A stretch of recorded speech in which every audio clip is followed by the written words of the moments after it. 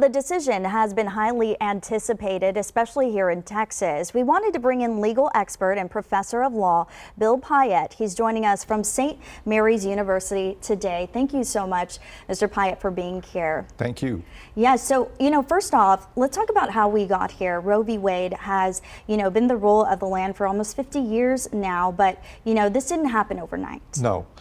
There had been a movement in the 50s to allow women to obtain an abortion legally, and that movement took the position that each state should enact laws allowing abortion. By the time the Roe decision came along, there were still 30 states that outlawed abortion, and the advocates realized if they could get a Supreme Court decision, a constitutional decision, that would overrule all of the state laws banning abortion.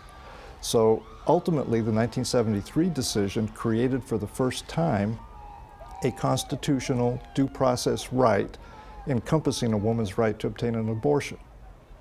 It wasn't completely accepted. Even pro-choice people like Justice Ruth Bader Ginsburg was concerned. She said that there were some fundamental legal flaws that could eventually lead to its overturning, and it turned out that she was correct. So what happened in 1973, the Constitution creates, or the Supreme Court says the Constitution creates a right to an abortion based on the Due Process Clause, and then now almost 50 years later, the court has revisited this over several decades, still maintaining the constitutional right to an abortion, limiting it, allowing states to have greater input into the time, place, and manner of the abortion, ultimately taking up the case today where Mississippi had said you cannot have an abortion after 15 weeks. The Supreme Court's decision today did not ban abortions nationwide. It returned those decisions to the states, so that even, for example, in the state of Mississippi, abortions are not outlawed except after 15 weeks. And here in Texas, that's going to be left up to the states. What does it mean for those of us here in Texas, those of us here in San Antonio?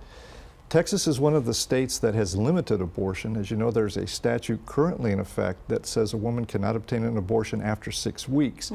And as you mentioned, there is a trigger law that will go into effect 30 days after the opinion is finalized that will ban abortions in most instances in the state of Texas. So as a practical matter, what that means is that a woman who wants to obtain an abortion will have to move to or go to another jurisdiction, the closest one being New Mexico, where there is no ban in effect.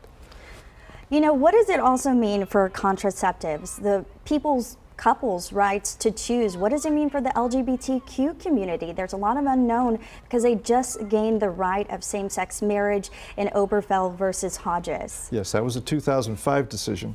The Supreme Court today, the majority opinion explicitly says this is only about abortion. Those other privacy areas that you've mentioned, the right to a marriage, same-sex couples, contraception, those are not included in the decision.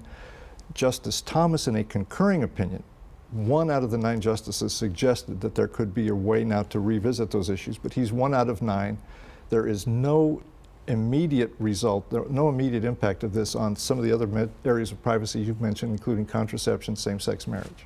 Well, thank you so much, Bill Pyatt, for being here with us. We always appreciate, your educated opinion and information given out to the people today. We're going to be visiting with you a little bit later as well.